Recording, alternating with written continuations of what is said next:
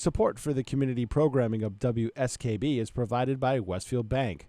For more than 160 years, Westfield Bank has been an important community presence and commercial leader in the Pioneer Valley, with convenient full banking services in Westfield, West Springfield, East Longmeadow, Agawam, Feeding Hills, Springfield, Southwick, as well as Enfield and Granby, Connecticut.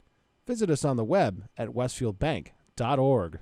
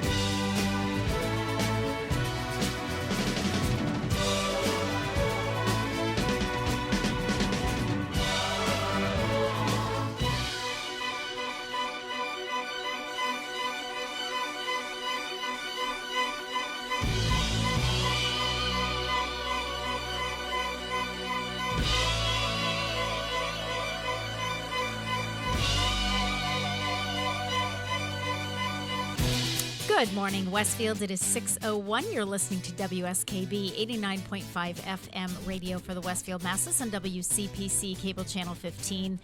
My name is Tina Gorman. I'm your Wake Up Wednesday host, and I am in the studio this morning with the chairman of the board, Pete Coles. Good morning, Pete. Good morning. All right, are we all caught up from this weekend? How are we doing here, Pete? Sort of, I guess, maybe. Pete had a very, very busy weekend. Yeah. Yeah, let's talk about that. So we had I work at Mount Holyoke part-time, right. Still as a dispatcher, and we had a dispatcher who his aunt is gravely ill and needs a home health care worker. Well, they tried one and it didn't work out so well, so the dispatcher's in the same field. That's what she wants to go into, so she is departed Mount Holyoke full-time, which leaves us in the lurch. Yes, which is... at the beginning of the semester. Yeah. And to compound the problem, we have another overnight dispatcher who is a very talented singer. She's part of a 4-woman group, and they're at a national competition.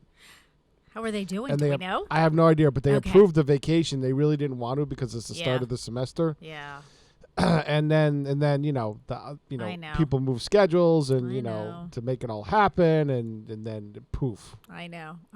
It's and it's so hard. I'm in that position where I have to approve vacation schedules, and I almost I never say no, but there are It's times when hard. it's like, oh, could you maybe just leave a little later, or come back a little earlier, because you end up all of a sudden you're looking at the calendar going, okay, I got 4 people out on the same day. How are we going to make this work? Well, and I think the other part that's is hard. it's like over a 2-week span. So Yeah. So I think the chief is now going to say you can only take a week during the semester. That's it. Yeah.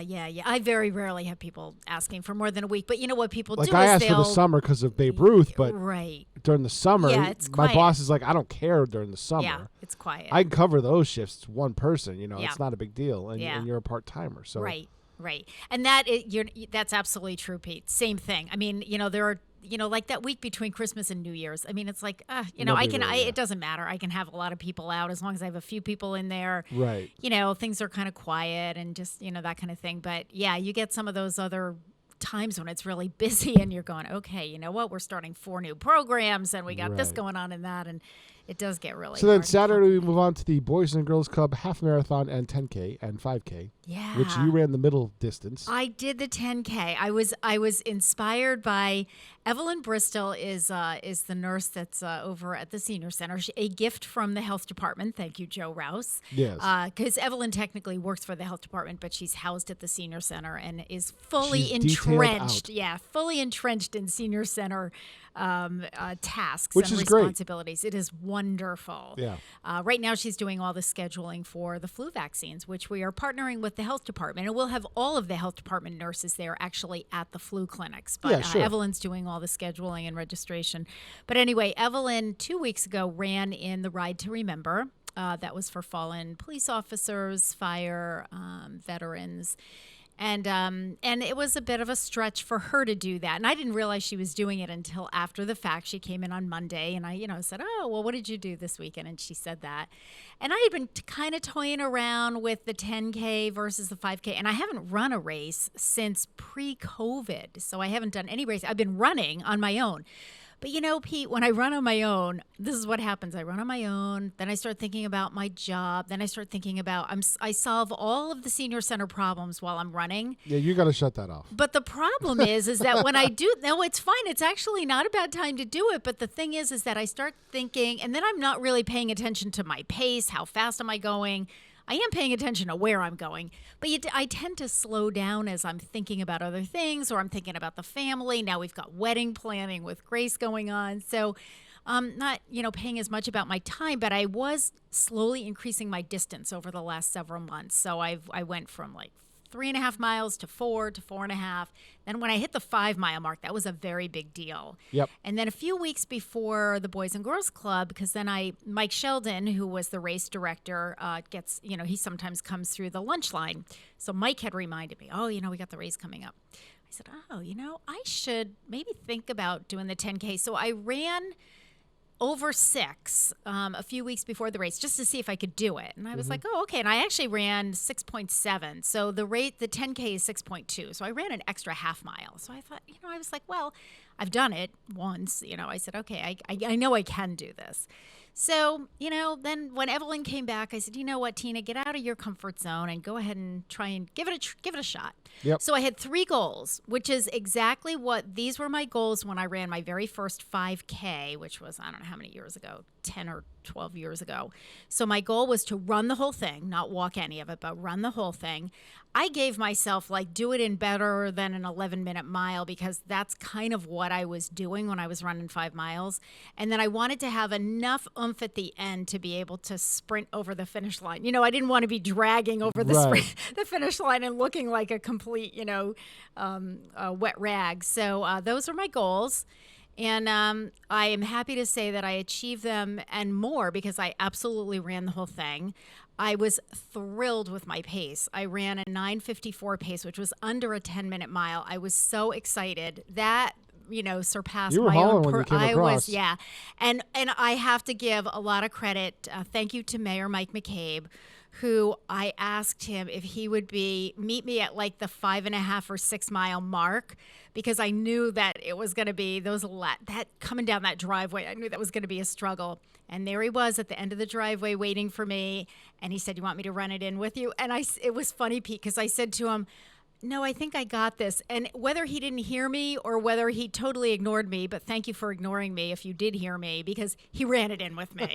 and I was so glad he did, because it really helped me out that last 1/10 of a mile. I was just like, okay, Teen, you've got this, and had the mayor right next to me. So I was pretty pumped up, Cool. So yeah, I was able to sprint across the finish line, and he was, encouraging me, and it was, it was a lot of fun. I talked to Mike Sheldon, came through my lunch line the next day, so we got to talk about the race, and he was really pleased, and I loved the fact that we did it on the bike trail. For me, that worked really great. I mean, once you get up on the bike trail, it's really pretty flat. Yeah, it's a slow grade. Nice. It's a season. It's you don't have to worry about cars. There weren't a whole lot of bikes on the trail, but everybody that was, very respectful. It was kind of early in the day too. It was early. It was early in the morning. But what I loved that it was a down and back. So as you're running down, the 5Kers, who of course are sprinting it, kind of, you could see them when they were coming back, and when I did my turnaround for the 10K, I could see the people behind me.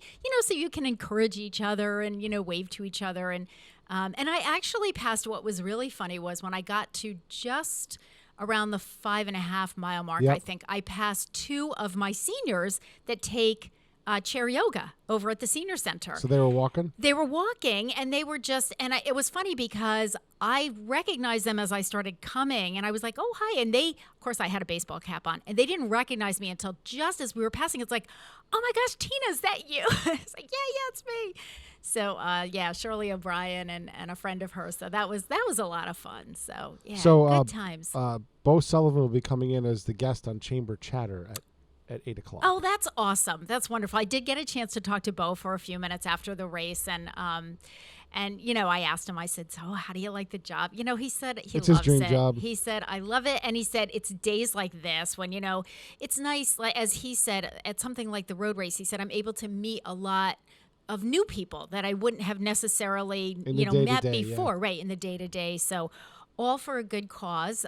So that race is over, and we are going to later on, second hour, we're going to be talking to my guest, who will be Vanessa Diana, and we are on the committee for the Run Stanley. So we have that coming up. Yeah, and at the end of the Big E, the last day of the Big E. Yeah, I mean it's creeping up on us. So that's coming up in a few weeks. So we're going to be talking about that, and that is really it's not so much. It is a race, but there are other parts to it. There are walks, and you've combined a lot of different events up there. We've put together a lot of. So we've really made it multi-generational. So we're saying it's for children and adults of all abilities. Does that mean I got to come up with different songs for different starts again?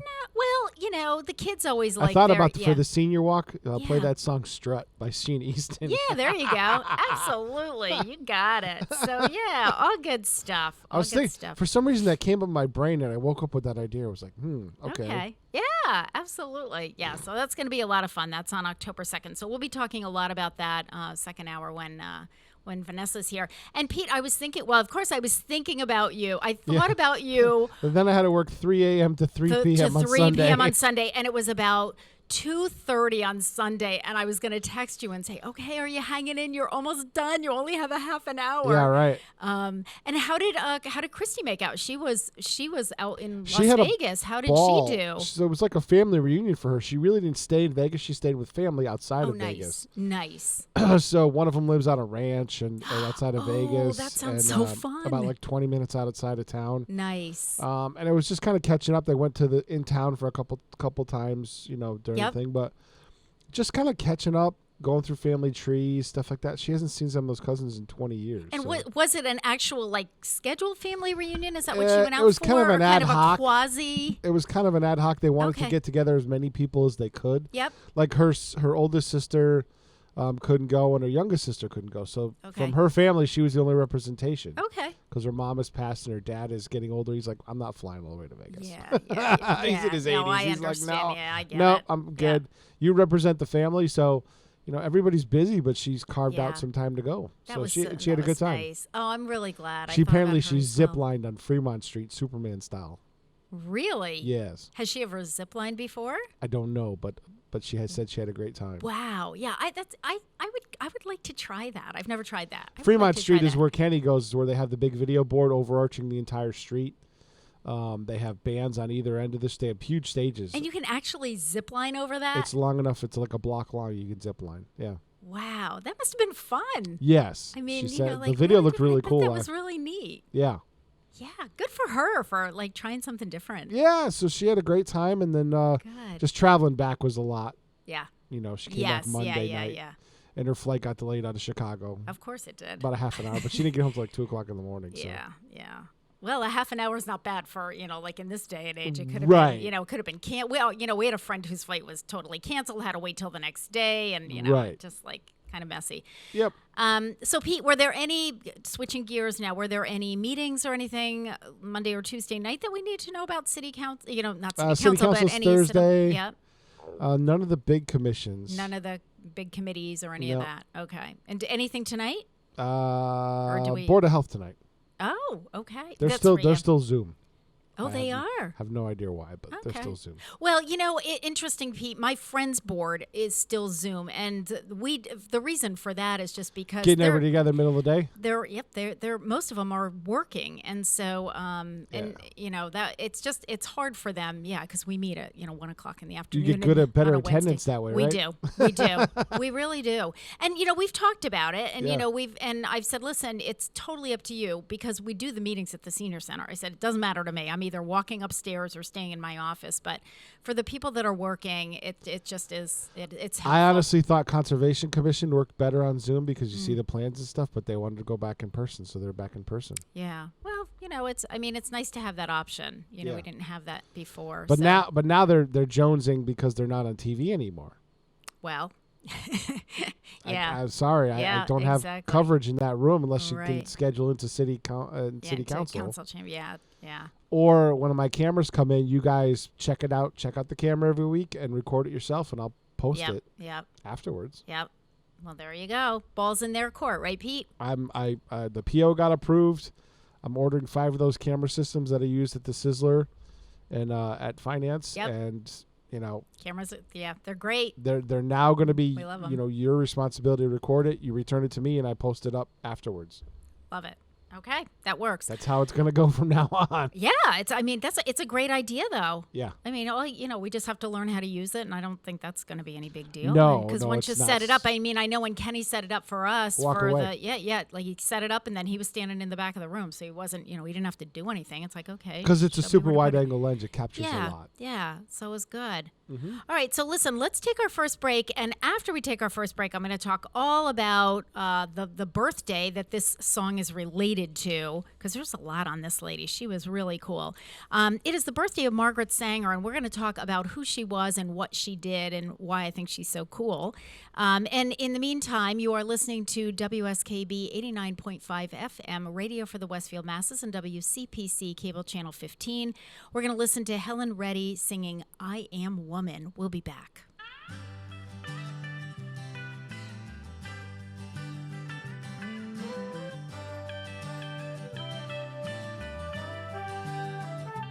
I am woman, hear me roar, in numbers too big to ignore, and I know too much to go back and pretend, 'cause I've heard it all before, and I've been down there on the floor.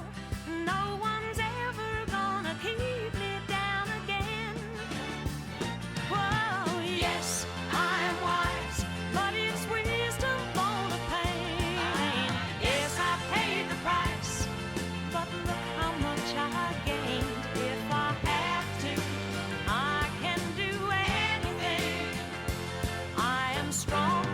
I am invincible. I am woman.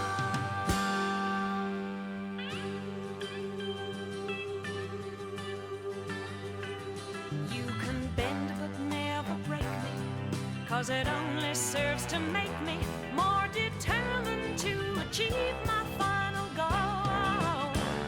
And I come back even stronger, not a novice any longer, 'cause you've deepened the conviction in my soul. Oh yes, I am wise, but it's wisdom born of pain. Yes, I paid the price, but look how much I gained. If I have to, I can do anything. I am strong. I am invincible. I am woman.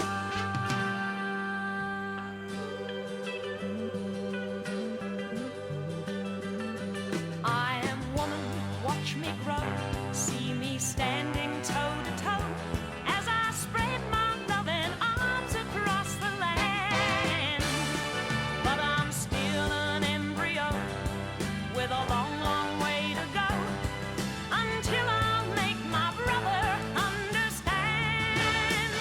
Oh yes, I am wise, but it's wisdom born of pain. Yes, I paid the price, but look how much I gained. If I have to, I can face anything. I am strong. I am invincible. I am woman. I am woman. I am invincible. I am strong. I am woman.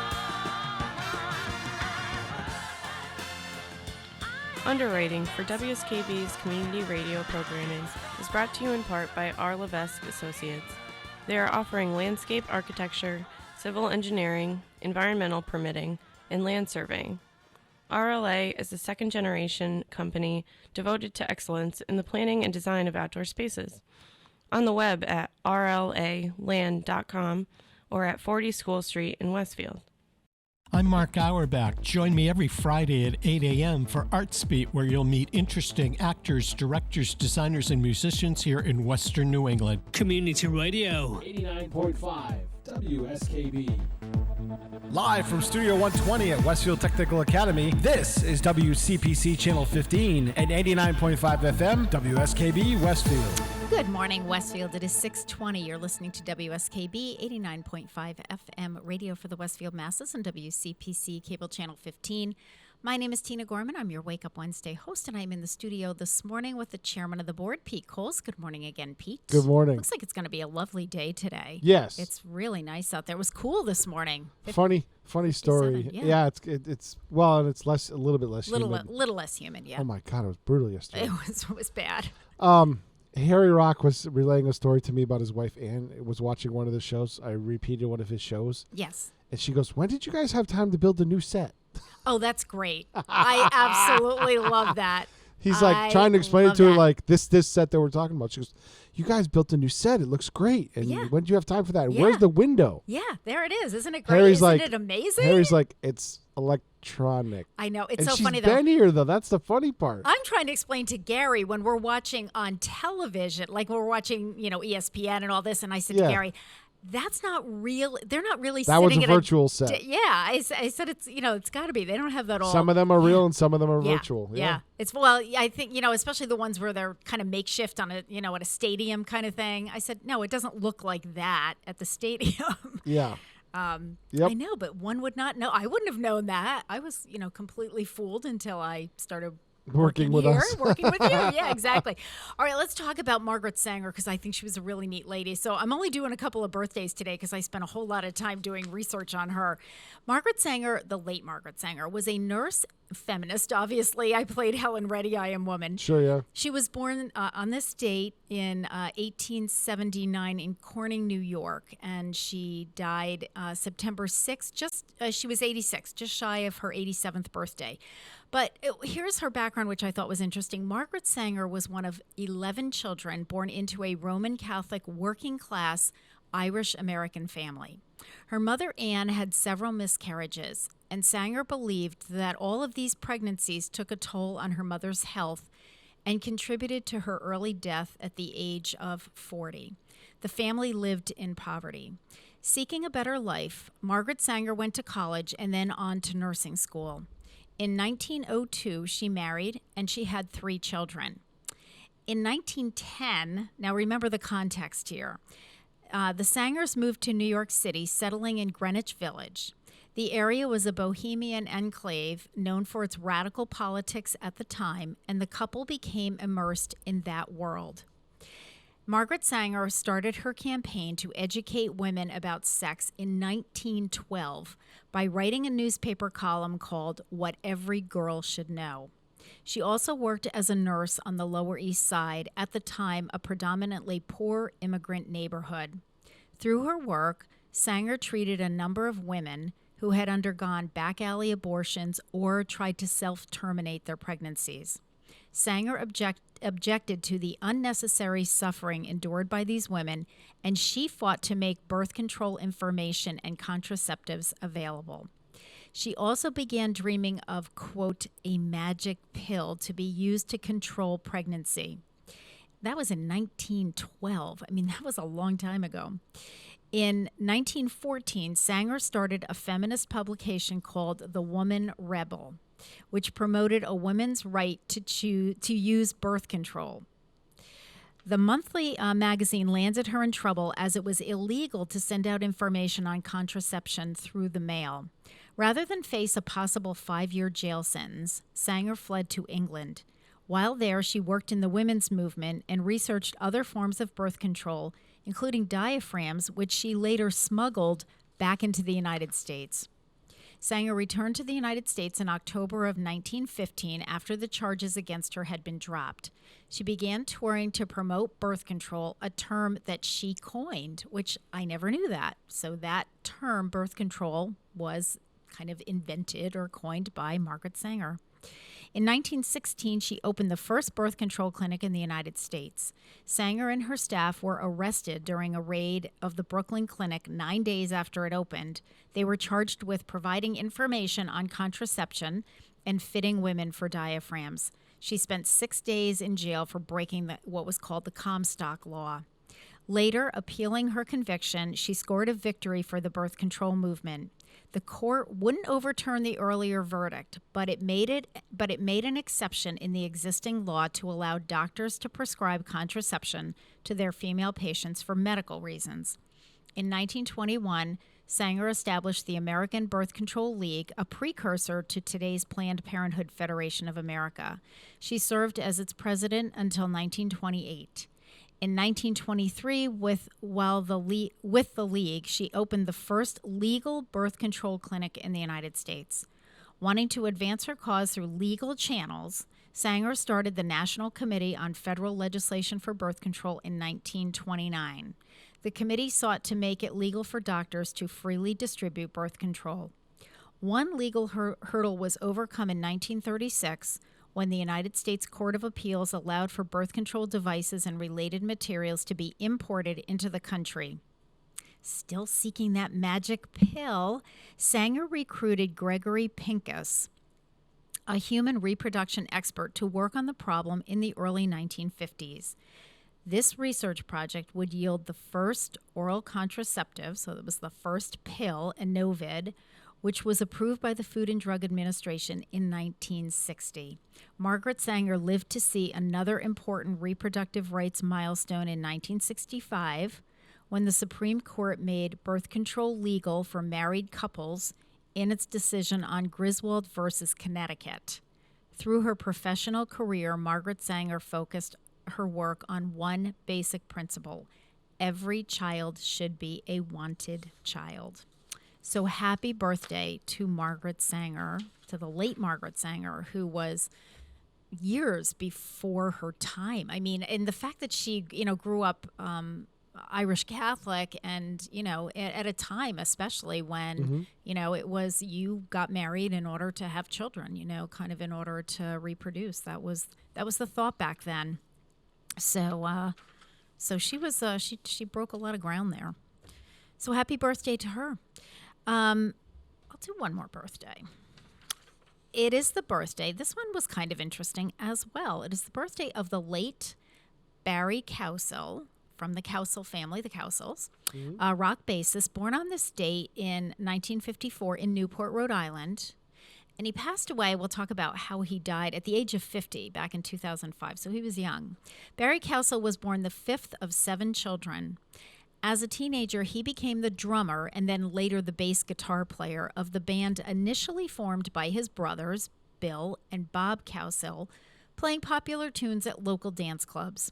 By the late 1960s, the band expanded to include younger brother John, who then played the drums, his mother Barbara, older brother Paul, and younger sister Susan. The Cowsills went on to churn out a string of hits including The Rain, The Park, and Other Things, and Hair, before officially disbanding by 1972. After the group broke up, Barry Cowsill moved frequently and worked various jobs. For a time, he owned a bar in Austin, Texas, which he admitted he lost because he, quote, drank it dry. Throughout his life, he continued to play music and participated in various post-heyday incarnations of the Cowsills. In 1998, he released his first solo CD, which was entitled As Is. In 2005, Barry Cowsill relocated to New Orleans. Shortly before his death, he had made plans to enter a Los Angeles rehab facility to seek help for his alcoholism. His flight to Los Angeles had been scheduled for August 28th, but those plans were stymied when Hurricane Katrina hit the city on August 29th. Cowsill, who chose not to evacuate, weathered the storm in an abandoned warehouse. He survived but was in need of help. He called his sister Susan, who also lived in New Orleans, from a payphone and left 4 voicemail messages saying he was surrounded by looters and people shooting. Susan Cowsill did not receive the messages until September 2nd. Barry Cowsill was never heard from again. After an extensive search, his body was found under a wharf on the Mississippi River on December 28th, 2005. So it was like 4 months after Katrina hit. His death was attributed to drowning as a result of the flooding following Hurricane Katrina. So, and that was an interesting, when I did some background on the Cowsill family, and I think that there was a documentary done on them, but apparently it was an interesting family. The father, who was kind of the manager, was quite abusive, apparently, to both the kids as well as his wife. And, it's amazing when you see I went online and I was looking at pictures, and they look kind of like the Partridge Family, in fact, they were actually supposed to do the show. And I guess either decided not to or couldn't pull it together. And so the Partridge Family did it. But it was kind of based on that, and everybody looks happy and they weren't. they had a lot of issues, a lot of problems. All right, so let's take a break. It is 6:30. You're listening to WSKB 89.5 FM radio for the Westfield Masses and WCPC cable channel 15. So in honor, I'm going to play my second Margaret Sanger song just because I think she's such a cool lady and did so much and was so ahead of her time. So we got to play this one. She was looking for the magic pill, so we're going to play Loretta Lynn's The Pill. We'll be back.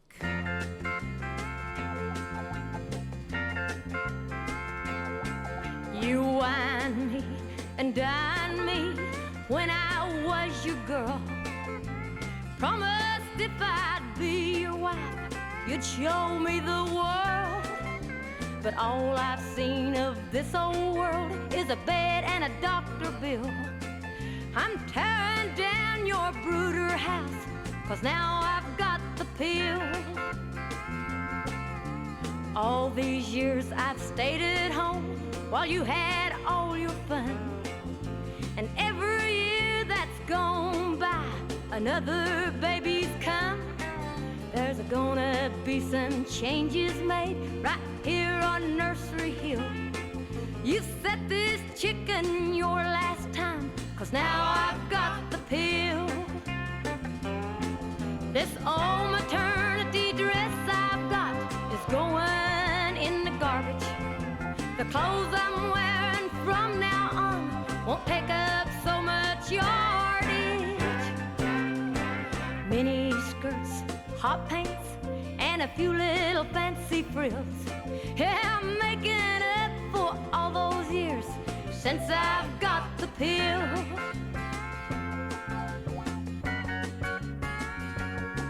I'm tired of all your crowing, how you and your hens play, while holding a couple in my arms, another's on the way. This chicken's done tore up her nest, and I'm ready to make a deal. And you can't afford to turn it down, 'cause you know I've got the pill. This incubator is overused because you've kept it filled. The feeling good comes easy now since I've got the pill. It's getting dark, it's roosting time. Tonight's too good to be real. Oh, but Daddy, don't you worry none, 'cause Mama's got the pill. Oh, Daddy, don't you worry none, 'cause Mama's got the pill.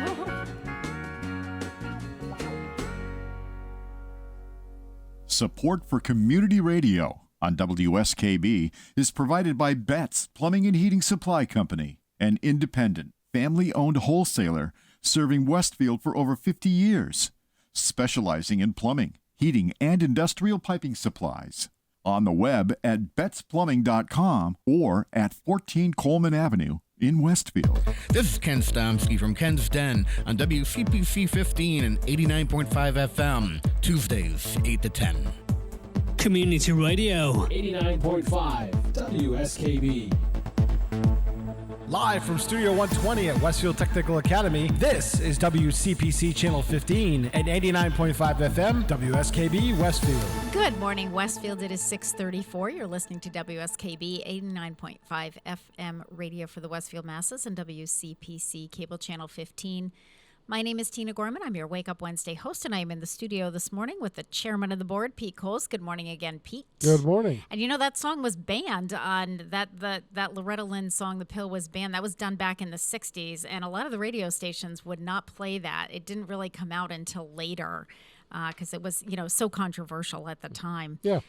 Interesting. It is September 14th, and I don't think this has anything to do with Barry Cowsill, but just the fact that we just talked about the fact that his death was really related to his alcoholism. Today is actually National Sober Day, so I thought this would be an opportunity to talk a little bit about that. So National Sober Day on September 14th encourages us to celebrate sober life and bring awareness to addiction. The entire day focuses on showing support for anyone living in sobriety. Not only that, but the observance sets the standard for the whole world that being sober is okay. Show your friends and family on the road to recovery by spending the day sober as well. Ideally scheduled during National Recovery Month, the day supports removing the stigma associated with addiction. It opens the lines of communication that lead to better understanding. The day provides an opportunity to build educated support networks. It also strengthens existing ones. Success is more likely when systems are paved with an aware, loving, and honest cheering section. I'm going to say that again because I think this is important for any addiction, whether it's alcohol, drugs, food, gambling, smoking, whatever it is. Success is more likely when systems are paved with an aware, loving, and honest cheering section. If we stumble, aren't we more likely to get back up again when we have a solid support system? Super, super important. Encouragement of one day fuels more support and awareness, leading to long-term sobriety. That's something worth celebrating. The opposite of addiction is a connection. So how do we observe this day? Spend the day sober. While that may seem simple enough, it may come as a challenge to some. Start by finding recipes for delicious mocktails. Plan activities that don't feel like they require alcohol to have fun. Enjoy the day. By all means, do things you and your friends enjoy doing. Just remove alcohol from the equation. Call, text, or email a friend or family member in recovery. Let them know you support their sobriety. Share with them how you're going to spend this day alcohol-free. So, happy National Sober Day. Super important. Yep. But that whole piece about creating your own support system, it is, oh my gosh, I can't tell you how important that is, because it's so hard to do anything when you either don't have the support, especially of your family and close friends and your coworkers, if they're like, you don't need to do that, don't worry about it, you're fine, you're not, it's just really, really hard to do that. It's hard to do it anyway, so let's be supportive. September 14th is also Live Creative Day. So there's a new one. So Live Creative Day encourages us to let the world see our creativity all day long. To live creative allows for the exploration of imagination. Celebrate the day by taking the time to invent, discover, and dream. Try infusing creativity in our lives through a variety of media, whether it's by painting or graphic art to music, gardening. Art has an impact on our lives. By expressing our passions and living creative lives, we experience the world. Stepping into the live creative world includes a tremendous sense of freedom. Rules tend to fall away when we unleash our imagination. Of course, authors and artists have long suspended reality in support of their work to the satisfaction of their vision. They live creatively. We don't have to be a master sculptor to live creative. Blending a dash of creativity into moments of our everyday life can have a powerful effect. Simply being exposed to the arts inspires ideas at home and in the workplace. Renewing a hobby reduces stress just by being purely enjoyable. Teaching someone else the craft nurtures personal expression and offers an opportunity to see the world through another's eyes. Excuse me. How to observe. Challenge yourself to start your own Live Creative initiative. Offer classes to share your skill. Take a class to learn a new one.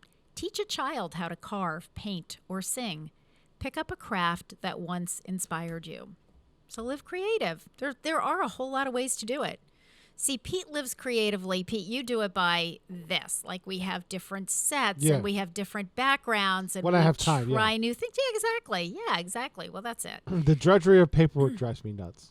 And I would say probably, at least 60 to 70% of the professions that are out there would say the same thing. It's, I love it when I have time to be creative. I know.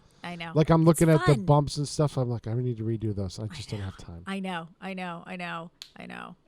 do the same thing. I look around the senior center. Oh, actually, I was looking around there the other day going, okay, Tina, you really need to put the fall decorations out. We're past spring, we're past summer, we're heading into fall, but that'll probably be next weekend. I honestly appreciate those 10 or 15 minutes because I never really get a break. Yeah. When I can sit at my desk and say, okay, something's processing. I don't have to get the next thing for another 20. I can kind of do something. Or zone. Yeah. Think. Yeah. Yep. Absolutely. Yeah. All good stuff. All good stuff. All right. And, speaking of creativity, so we had at the Senior Center last week, we had Crystal Kamara there, and she did a crafting project of making handmade cards. So we had a capacity for 16, and I think we ended up with 11 people taking it. They loved it. They absolutely loved it. You don't have to be artistic. In fact, Crystal said when I went in there just to kind of welcome her after she set up, but before she had started, she said to me, I said, well, how's it go? Is everything good? Is the room fine? She said, oh, yes, everything's perfect. She said, my first 5 people are here, and every single one of them came in and said, I don't know how to draw. And she said, well, that's a good thing because we're not doing any drawing, so you don't have to worry about that. But I asked Mary Lou afterward, and I said, well, how did they like it? Because I wasn't in there when they finished. I was at a Zoom meeting. Yep. And Mary Lou said, loved it. Everybody that took it wants her to come back. She's going to do one in November. And we'll do holiday cards, winter cards, things like that. So we're going to do it. We're planning it either. We have to work it with Crystal's schedule. So we're going to try to do it either just before or just after Thanksgiving so we can, get it in there for people who might want to send cards out in December.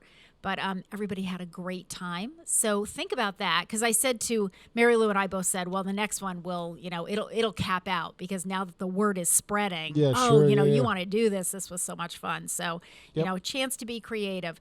Some things happening at the Senior Center that we're pretty excited about. We have today is the first day that Zumba Gold returns with Millie Odabashian. Millie's, I texted her the other day and I said, all right, you've got 14 people signed up already. And she said, I'm excited. I'm a little nervous. She said, I haven't been back to the Senior Center teaching Zumba classes for 4 years, 4.5 years. Yeah, because somebody did it else for the video. Yeah, Rebecca Perone. Becca Perone did it for the video. And Becca does, I tried to get her back and she works full time and she's teaching, Zumba Gold over in Southwick, I think on Mondays. This works out really well. So that, because in the past what happened pre-COVID, they would take it in Southwick with Becca and then they would take it in Westfield with Millie, so that they were getting that workout in twice a week. So I think we have some of that starting to happen. But anyway, so that is this morning. It is pay as you go. So we are asking people to sign up in advance just for the first couple classes, just to make sure that we're good for it. So if you would like to join today's class, it's 10 to 10:45. Just give us a call at the Senior Center quickly this morning so we can add your name to the list. But Millie has taught Zumba and Zumba Gold and Aqua Zumba. She's done all kinds of Zumba for many years, so she's really, really talented, and we're happy to have her back. We're also thick in the scheduling of flu shots. So we'll be doing, I mentioned before that with the Board of Health, we'll be doing 3 flu clinics the first week in October on Tuesday, Thursday, and Friday afternoons. Evelyn Bristol, the nurse that is housed over at the Senior Center, so we like to just refer to her as our nurse, even though she's really a health department nurse, is handling the pre-registration and scheduling. So if you are interested in getting a flu shot at the Senior Center through the health department, give us a call at 562 888-262-6435. The process is that you call us. We're going to take down some very basic information, name, address, phone number, date of birth. Then you're going to come in and bring your health insurance card so that we can make a photocopy of them. You can do that anytime within the next 2 weeks. Once we have your cards, then we give that information to Evelyn, and then she will call and do your pre-registration on the phone and set up your appointment. And then the day of the flu clinic, it's going to go lickety-split. It's going to be really fast because we're going to have all the information. We've already got your cards copied.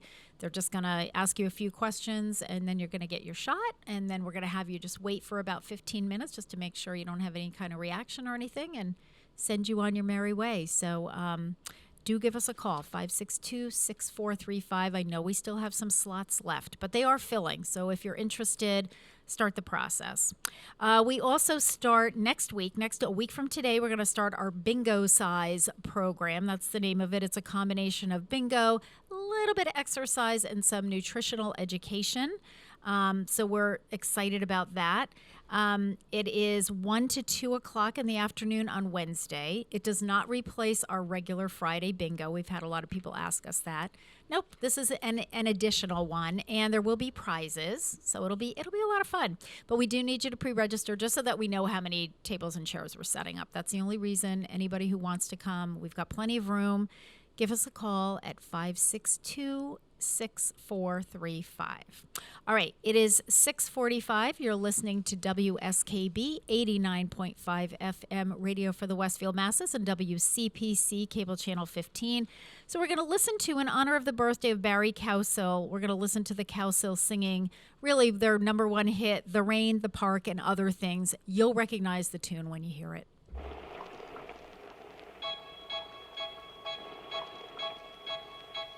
I saw her sitting in the rain, raindrops falling on her.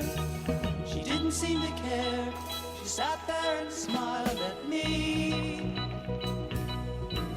Then I knew she could make me happy. She could make me happy. Flowers in her hair, flowers everywhere.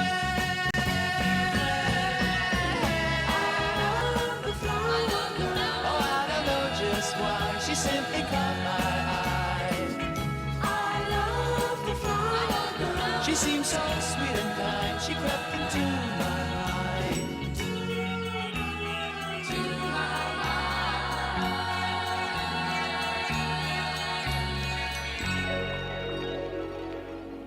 I knew I had to say hello.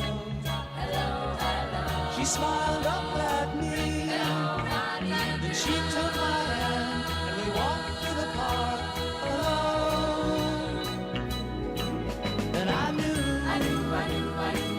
she had made me happy.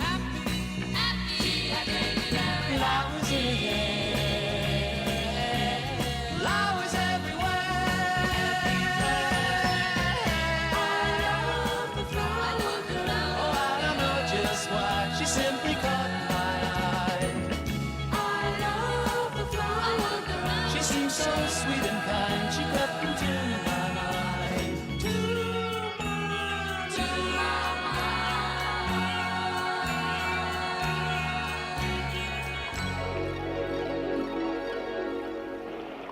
Suddenly the sun broke through. See the sun. I turned around, she was gone. Where did she go? All I had left was one little flower in my hand. But I knew she had made me happy. She had made me happy. Flowers in her hair, flowers everywhere. I love the flower. Was she reality or just a dream to me?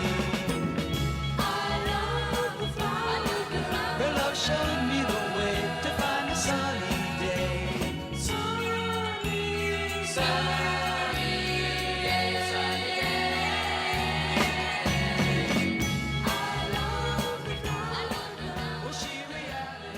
Support for community radio on WSKB is provided by Betts Plumbing and Heating Supply Company, an independent, family-owned wholesaler serving Westfield for over 50 years, specializing in plumbing, heating, and industrial piping supplies.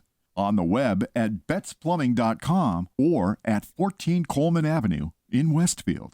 Hi, it's Bob Plass, and I have Wow, It's Tuesday, every Tuesday, 6 to 8. Wow, it's Tuesday.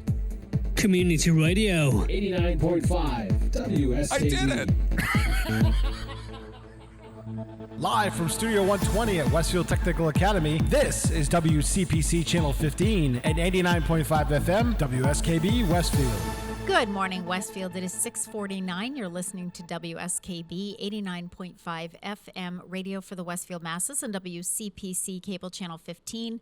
My name is Tina Gorman. I'm your Wake Up Wednesday host, and I am in the studio this morning with the chairman of the board, Pete Coles. Good morning again, Pete. Good morning. I think I was just friended by a retired NASA astronaut on Snapchat. Really? Yes. How did that happen? Somebody I know. Okay. Well, yeah. Okay. Kind of know, yeah. Yeah. Well, that's cool. You probably know her too. Okay. Katie Coleman. I know the name. Yes. Her husband is Josh Simpson, the glass artist. Oh, yes. Okay. Yes. I came up as her real name. Okay. And I'm sending her a message confirming it's her. But oh, neat. I'm Very trying cool. to get her as a color commentator on some of the launches that we do. Yeah, that would be. She come in by Zoom. Cool. It'd be a lot of because she's doing a podcast now. So. Oh, is she? Yeah, she's really working in STEM research for trying to get more girls into STEM and STEAM research stuff. Yep. So Love it. Perfect. Yep. All right. Couple of things going on around Westfield. Just a reminder that tomorrow is the Farmers Market. The Farmers Market will continue through October 20th. So that will be the last day of the Farmers Markets. We still have about 5 of them left. From noon to 5 p.m. And listen, tomorrow's entertainment from 12 to 2:30 is our own Harry Rock. It's the rock duo. I know. I got to see it. So, yeah. Yeah, next year we're going to bring a camera over there, one of the little cameras. Now that we have those cameras, I can have the band bring it over or even them and just record those. I know. See, that's what I think will be so great. That's what I want to do. So simple to use. Exactly. And that's what I want to do at the senior center so that when we have parties and we have entertainment, then we can put that on our Channel 15 entertainment. So, well, I'll show you the setup when it comes in and show you how to, if the Friends board wants to buy one, you can have one in-house. Yeah, absolutely. No doubt about it. I've been saying that. We could do that. Okay, so Harry Rock is playing tomorrow until 2:30, and then Gary Kotros is playing from 2:30 to 5, and he is, I'm going to tell you what he does bluegrass, folk, swing, and blues, and Harry and John Severance do 60s, 70s, folk, and soft rock. So should be great music tomorrow again at the Farmers Market. And, now they're coming out with all those great fall vegetables and squashes and all those other really great things. So support our local farmers market. I am happy to report. I mean, it was hopping. We were bumping at the senior center yesterday, Pete. So yesterday was a big day at the senior center. It was our first day of doing both curbside and indoor dining on the same day. Yep. I'm happy to say that we did great. I have outside duty. Mary Lou has inside duty. I was rocking and rolling. Thank you to Kathy Millis, my volunteer extraordinaire, for helping me out yesterday, and Lenny Chapman for helping out at the entrance. Lenny's usually there on Mondays, and I asked him to come in yesterday because Barbara Martone couldn't be there, and since it was our first day, we kind of weren't sure. We had people coming in for both, but we did great. We also yesterday started serving morning coffee, so we'll be doing morning coffee on Tuesday, Wednesday, and Thursday from 9 to 10.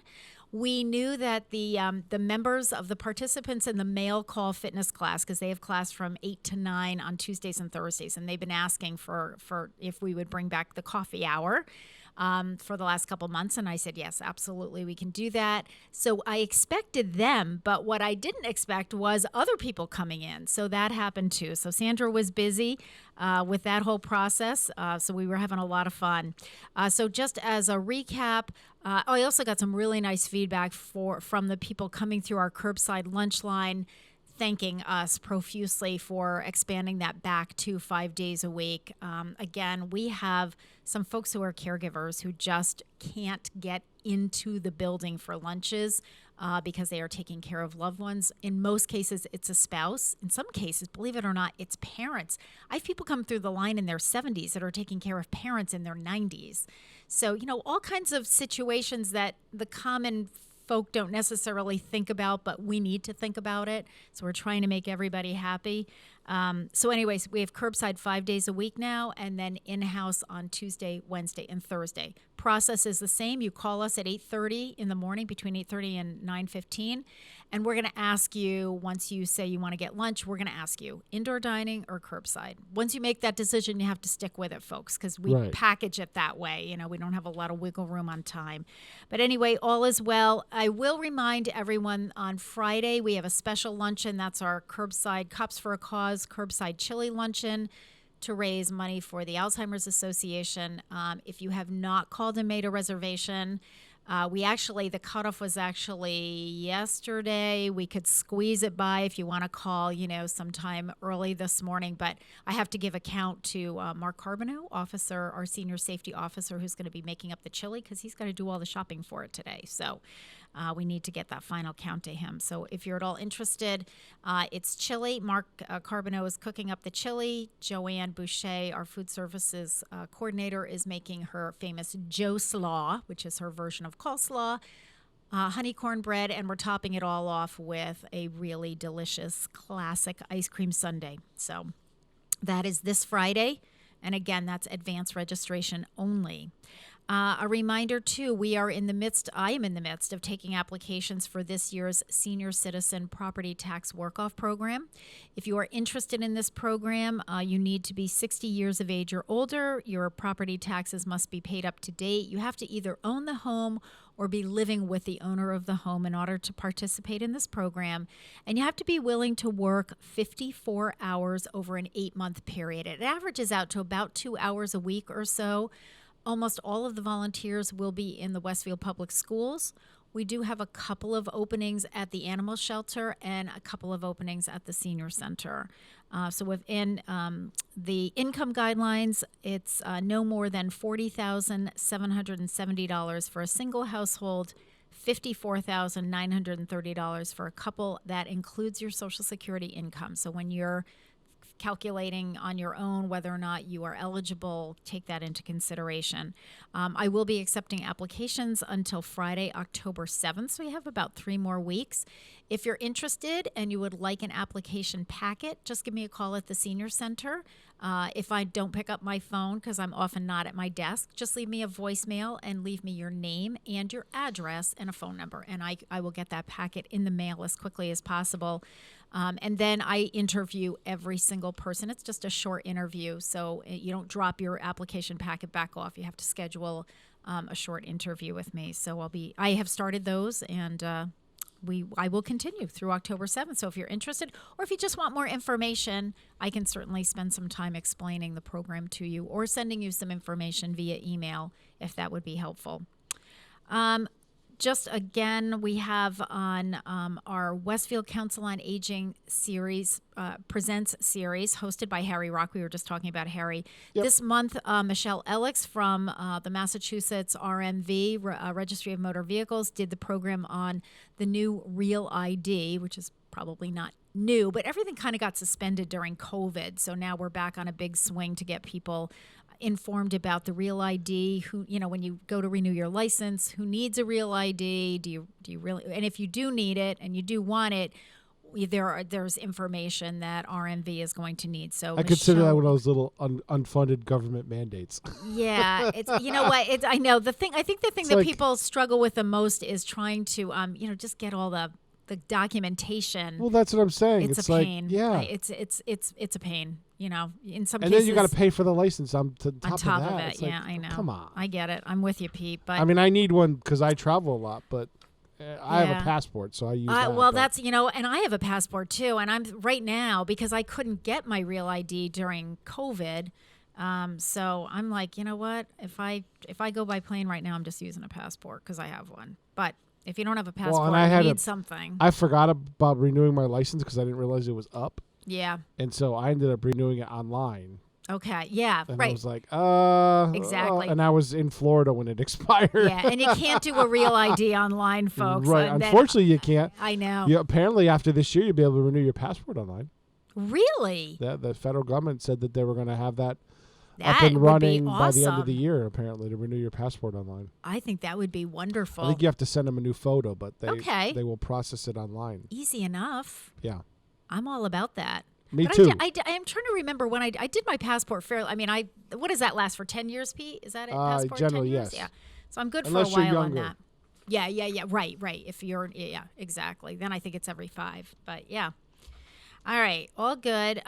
Channel 15 performance this month, Senior Center performance, is Dave Colucci and Richie Mitnick doing their Summer Sizzler party back in June at the Senior Center. So that's a lot of fun. And thank you to Kenny for videotaping that, and then for doing this really great photo collage at the end of that. So that is on Wednesday afternoons at 2:40 and Saturdays at 6 p.m. And I should mention, too, that the program on the Westfield Council on Aging Presents series, the one on the Real ID, is on Tuesday afternoons and Thursday afternoons at 2:45 on Channel 15.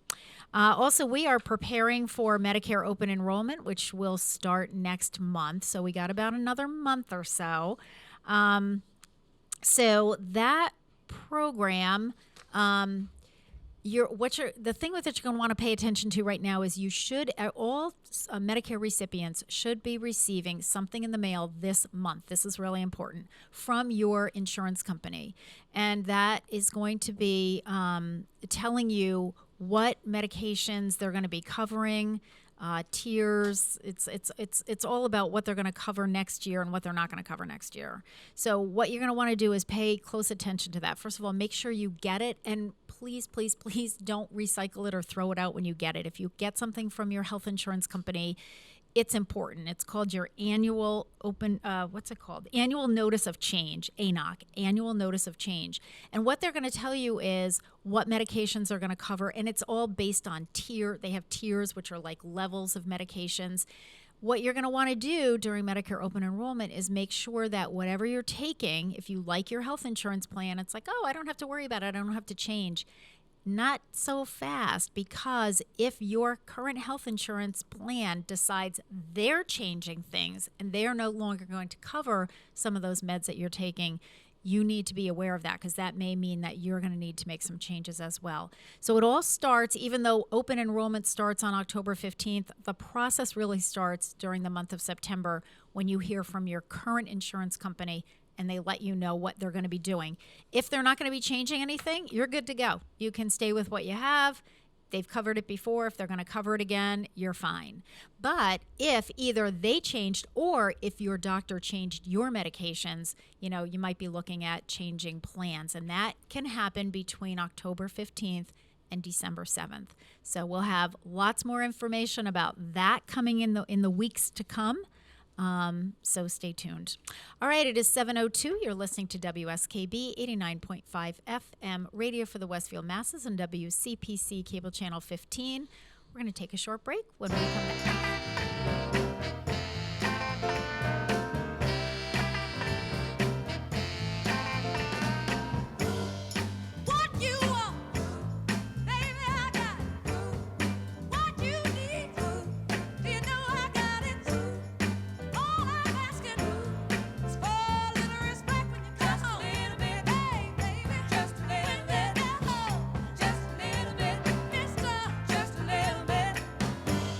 I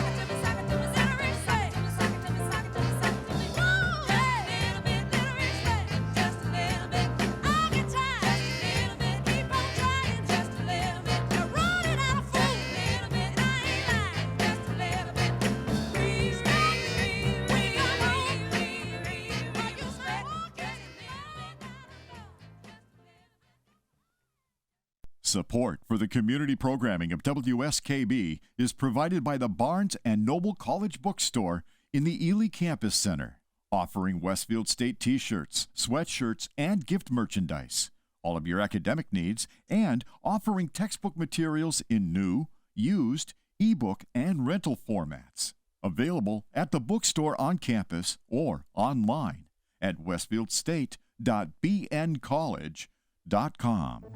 Live from Studio 120 at Westfield Technical Academy, this is WCPC Channel 15 and 89.5 FM, WSKB Westfield. Good morning, Westfield. It is 7:05. You're listening to WSKB 89.5 FM radio for the Westfield Masses and WCPC Cable Channel 15. My name is Tina Gorman. I'm your Wake Up Wednesday host, and I'm in the studio this morning with the chairman of the board, producer Pete Coles. Good morning, Pete. Good morning. So September is Self-Care Awareness Month, and wait until you see how well I tie into my tips for self-care awareness to the topic that we're going to be talking about in just a little while with the Run Stanley event. So some tips for self-care awareness. So number one is sleep. So the days are getting cooler and shorter. If taking this as a cue to get more sleep is good enough for bears, then it should be for us as well. And we've talked about, I know when Dr. Lovelace has been on the show in the past, we've talked about the importance of a good night's sleep and how to do that. And that may be a topic that he and I revisit in the near future, just because, you hear a lot of people, it's like, I can't sleep, I don't get a good night's sleep, I wake up so many times. And there are definitely some techniques for improving a good night's sleep. So keep that in mind. All right, that's number one, sleep. Number two, move around. Moving around, getting on your feet often, and generating a good blood flow is good for your spine, your heart, and your overall attitude. And remember, we've had Dr. Gorman on the phone on the show in the past talking about how sitting is the new smoking. We talk about things that are not good for you, and just sitting is not good. He's talked about it on the show here before. He's talked to his patients about the fact that, even when you're watching television, get up, move around, go to the bathroom, go get a snack, walk around the coffee table 6 times, do something while you're watching, fold the laundry, just move around. And especially for those of us that sit at our desks and do a lot of desk work, we have to get up and move around. So really important. Get out there and walk, get out there and run, get out there and cycle, but move. Develop and maintain a strong social support system. That I've talked about a lot as well.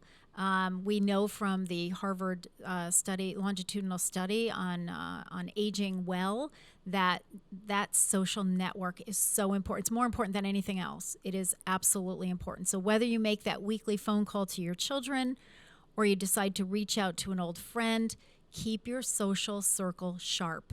Be a friend and a support to others, and you will experience the immense reciprocation from them. Super important.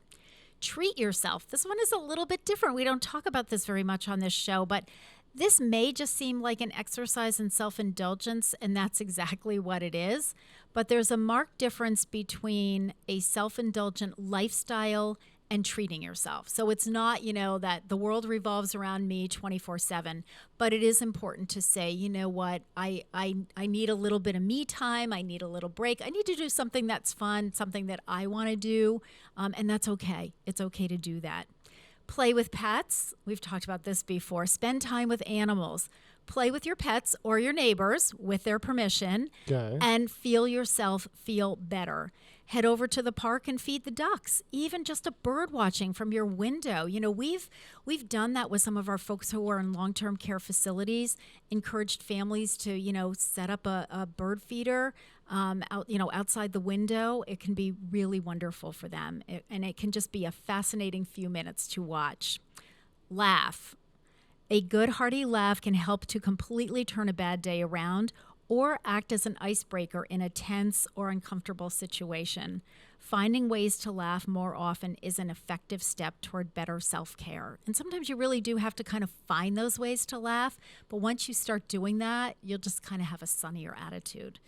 Make time for a hobby. We just talked about this with the creative, today's Live Creative Day. Yep. Self-care is inherently an exercise in balance. Try carving out an hour, half hour, or even 15 minutes to do something for yourself. And Pete, you were just talking about that before. If you can take that little 15-minute window, and I'm a real proponent of that. When I was teaching at Springfield College, I found that sometimes you say, "Oh, I only have 15 minutes. That's not enough for anything." You can really do something with that 15-minute time span, and even if it is just like socializing with somebody, it's just a reset. It's a reset, and it may just be like, I got 10 or 15 minutes. I'm going to go down the hall and visit so and so and see how they're doing. You are a three-dimensional human being with passions and interests. You are not just a worker bee. Here's the pot calling the kettle black. I know I have to tell myself that all the time. Yes, we know. I know. And finally, connect with others. Making small connections in random places, like a checkout clerk or other customer service, or at a race or at a walk. Okay, it allows you to turn outwards. It facilitates being able to positively affect others, even if your interaction is no more than a few minutes. We were just talking about that before. Pete, you and I were talking about the Boys and Girls Club race the other day, and Bo Sullivan is going to be on. He's coming on with Chamber Chatter in a few minutes. And Bo was saying to me that one of the things he loved about Saturday was just meeting some new people that he had not connected with before, because this was a road race, and it was just a little a different circle of people than he might interact with on a regular basis. So just so important to do that. Take advantage of those opportunities. I connected with somebody when I went to pick up my race shirt for the Boys and Girls Club, and I found out, and I know him. He's deaf. I don't know his name. He's been at some of the city council meetings. He's a walker, but I didn't know that he works in New York. He at the Mets games. He's like an usher at the Mets games. He goes down there like 2 or 3 days a week by train. That's cool. Like, how fascinating is this? So anyway, interesting stuff. So those are some tips for Self-Care Awareness Month. It is 7-Eleven, and this is going to bring us full circle to talking about this year's Run Stanley event, which we're really excited to talk about. We have my guest, Vanessa Diana's here to talk with us about that. So let's take a short break. It is 7:12. You're listening to WSKB 89.5 FM radio for the Westfield Masses on WCPC Cable Channel 15. So to get us started on this, I had to play it. We're going to listen to Bruce Springsteen singing Born to Run. We'll be back.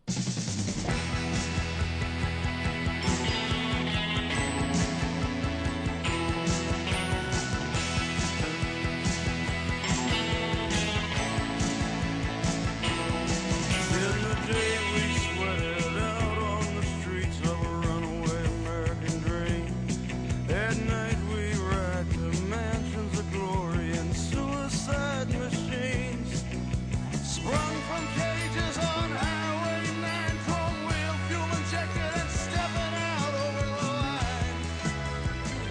Oh, maybe this town rips the bones from your back. It's a death trap, it's a suicide rap. We gotta get out while we're young, 'cause tramps like us, baby, we were born to run.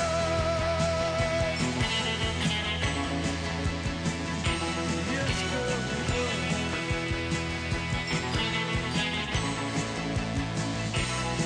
Wendy, let me in. I wanna be your friend. I wanna guard your dreams and visions. Just wrap your legs around these velvet rims and strap your hands across my engines. Together we could break this trap. We'll run till we drop. Baby, we'll never go back.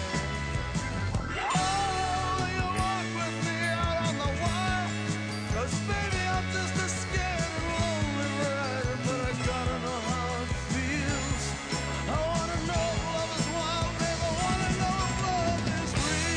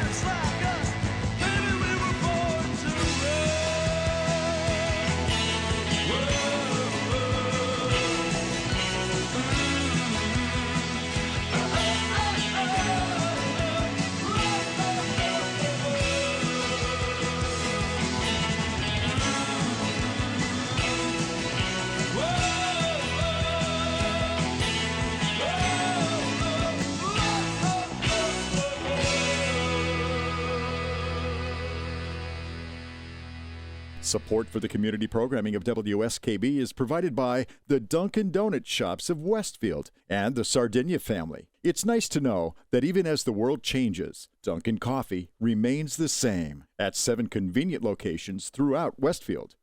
Join us every Thursday morning from 6 until at least 7:30. Check out the Bobby G and Company Show right here on WSKB 89.5 Community Radio. 89.5 WSKB.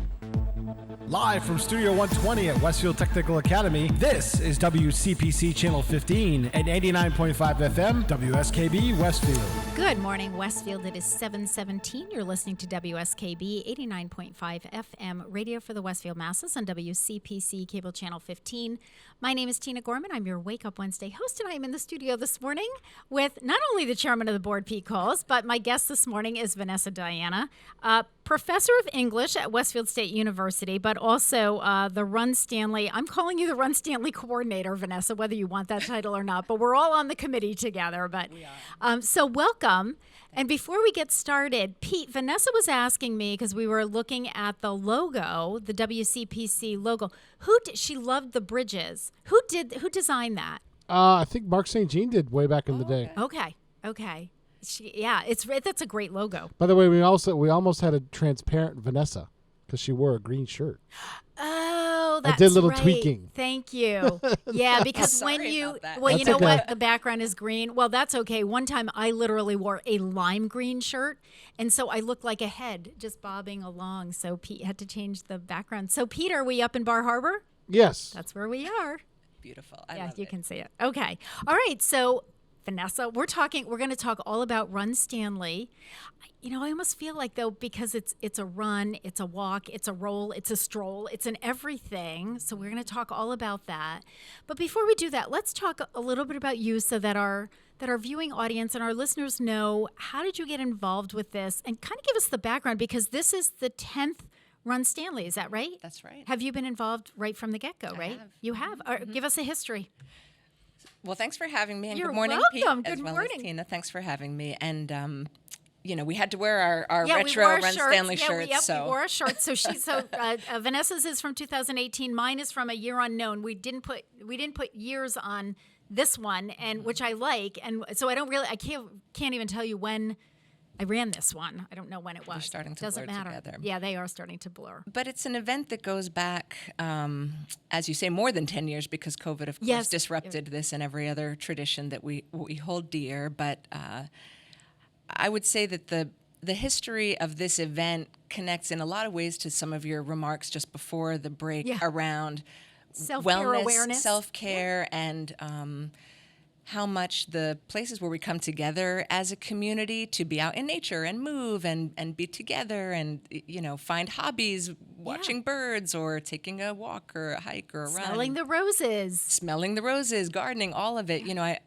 think about how Stanley Park is, what a gem, right? All of those. That's a place where our community, it's something we can all relate to in Westfield, that we seek out the park for many of those wellness and life enriching practices.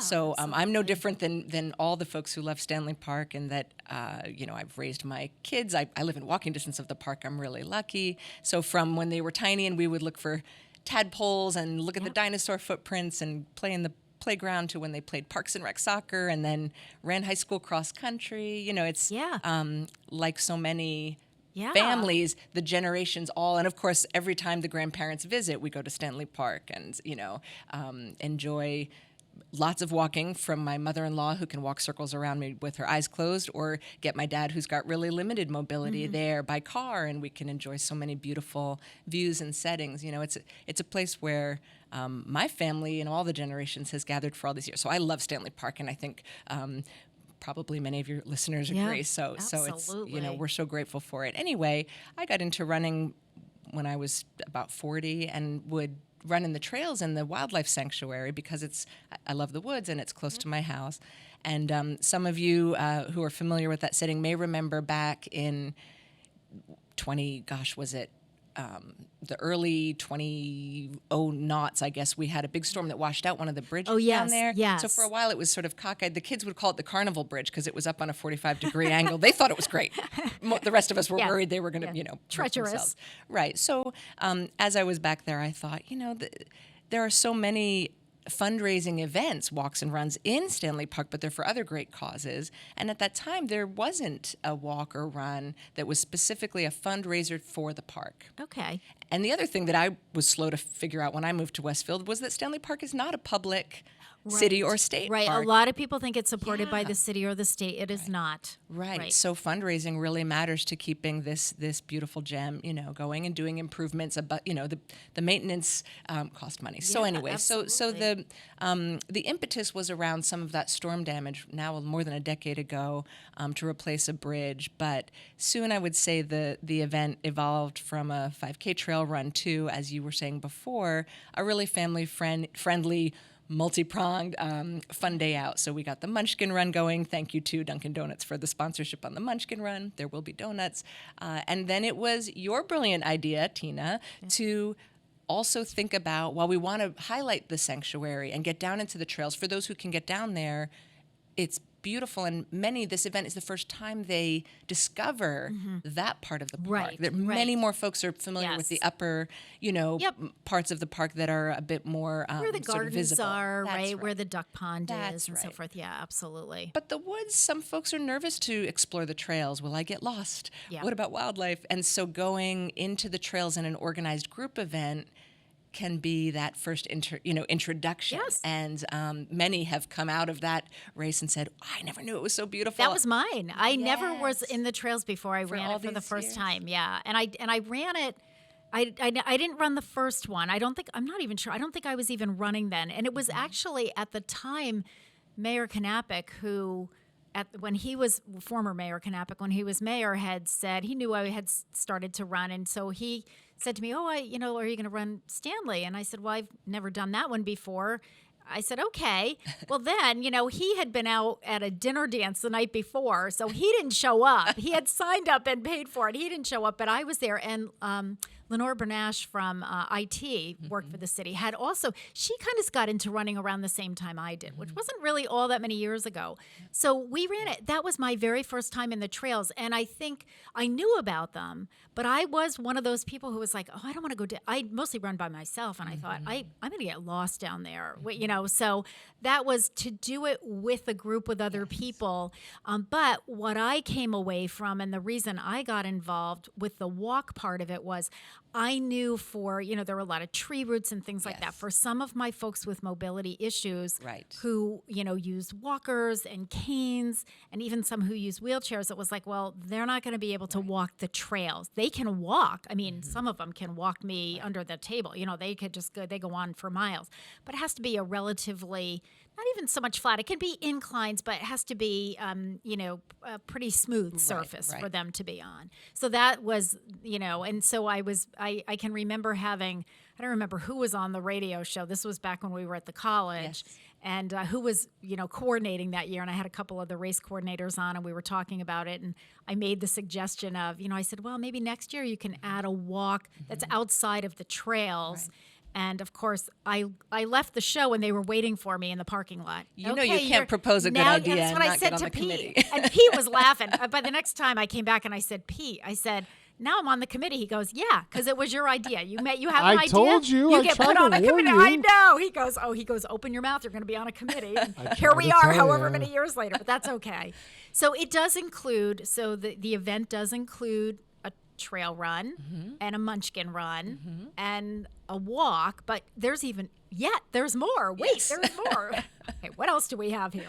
Well, we haven't specifically talked about the roll and stroll element of the walk. And so some folks may be familiar with the wheel walk tradition at Stanley Park, which has been dedicated to improving accessibility and expanding, the numbers of trails that are wheel friendly. Yes. And so we decided this year to combine our efforts and along the same lines as you were just saying, because the 1 mile stroll is wheel friendly, to sort of roll in. Incorporate it. Yes. Bring it all together. The more the merrier. Yeah, and so that focus on accessibility and, intergenerational inclusion is a really exciting, I think, development. And So there's been this organic kind of growth. We didn't even talk about the dogs yet. Yeah, no, we haven't got there. But I'm telling you, I hit it all. We'll get through it all. When I did this self-awareness thing, I was like, we got pets, we got laughing, we have connecting with others, we have moving around, we have treating yourself. Yes. It's like it's everything. Yes. It's all inclusive. So the original history of the park was really to raise to have this type of an event to act at Stanley Park, but to raise money for Stanley That's Park right. as opposed to for other organizations. And when it started the first year, it was just the trail run. Did they do the dogs right away, or was that the second year? That was the second year. So the second first year was just a 5K trail run. Yep. And then, someone said, everyone loves to bring their dogs into the woods. Why don't we add the dogs? Now there's a canine division. Okay, so that's how. And that then, started. so what about the kids? Let's do a short little 3/4 mile on the athletic fields up top for small kids who aren't, big enough yet to do a 5K. That the Munchkin Run took off. And then, of course, that fateful morning on WSKB. Right, exactly. You were the let's add a walk to it. Let's add the walk, which has been really a popular addition. And so we added the walk, and then that was several years ago. And then this year we've combined. And a lot of my seniors had asked me about the wheel walk because we used to send a whole team from the senior center, and that was always held in June. Hope Tremblay is kind of coordinating the wheel walk piece of it, and the decision was made to incorporate it. And I have to tell you, I did, the committee knows I was on Mass Appeal talking about this with Patrick Berry. And, Patrick was just so enthusiastic. He said, you think about it, you have hit everyone. You've hit all age groups. You've hit all abilities, and and it's just multi-generational. And so it really, and that's why it's almost like I say run Stanley, but it's not. You don't have to be a runner. You could be a walker. You can be you can use a wheelchair, a walker, a stroller. Absolutely. I mean, anything. So it's really designed for families, and that includes extended families. Babies, children, school-age children. We have to talk about the school we will for stuff, sure. and then and grandparents. Yes. So to me, it's like grab the whole family and let's do this. So so I think what I'm going to do, Pete, is I think we'll take a short break, and then I think when we come back, Vanessa can talk about sort of each segment and sort of what that process will kind of look like in a little bit more detail. So it is 7:29. You're listening to WSKB 89.5 FM radio for the Westfield masses, and WCPC cable channel 15. And of course, because of the topic, we're going to listen to Tom Petty and the Heartbreakers singing "Running Down a Dream." We'll be back.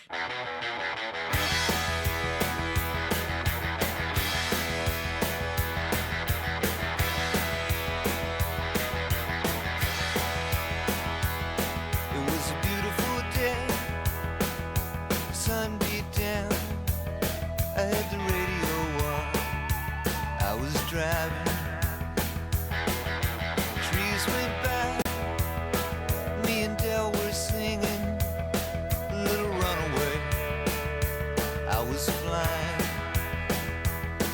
yeah, running down a dream, that never would come to me, working on a mystery, going wherever it leads. Running down a dream.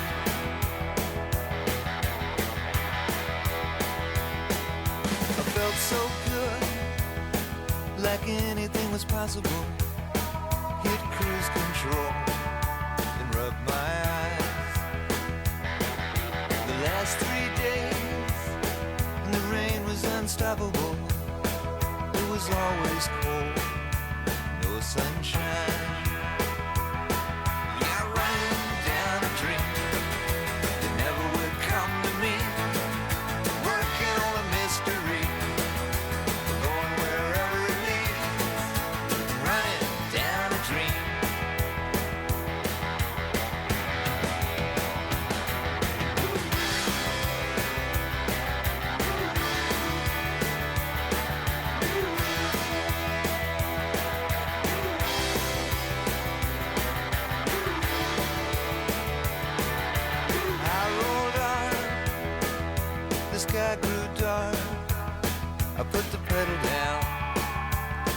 sometime. There's something good waiting down this road. I'm picking up whatever's mine. I'm running down a dream that never would come to me. Working on a mystery, going wherever it leads. Running down a dream. Yeah, I'm running down a dream that never would come to me. Working on a mystery, going wherever it leads. I'm running down a dream.